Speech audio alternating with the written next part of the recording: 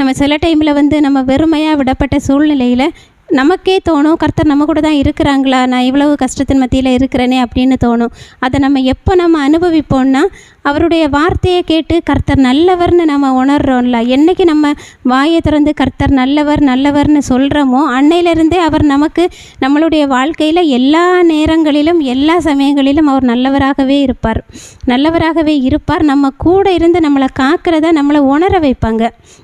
நம்மளால் அதை ஃபீல் பண்ண முடியும். ஏன்னா ஒரு பெரிய ஒரு ஆபத்து இருந்திருக்கும், ஆனால் ஒரு சின்ன இதில் நம்ம காப்பாற்றப்பட்டிருப்போம். அப்போ வந்து கர்த்தரை அறிந்தவங்க என்ன சொல்லுவாங்க, ஏசப்பா அப்படின்னு தான் சொல்லுவாங்களே தவிர, நம்ம வந்து அந்த சிச்சுவேஷனை பார்த்து நாம் ஒதுங்கிட்டோம், அதனால தான் நான் அந்த பிரச்சனையில் மாட்டல, நான் அதிலேருந்து தப்பிச்சு அப்படி வந்துட்டேன் இப்படி வந்தேன் அப்படின்னு சொல்கிறதை காட்டிலும், கர்த்தர் வந்து என்னை காப்பாற்றினாருன்னு நம்ம உணர்றோம்ல அந்த இடத்துல, அங்கே தான் நம்ம நிற்கிறோம். ஏன்னா கர்த்தர் வந்து நம்மளை அந்த இடத்துல தான் வளர்த்துருக்காங்க.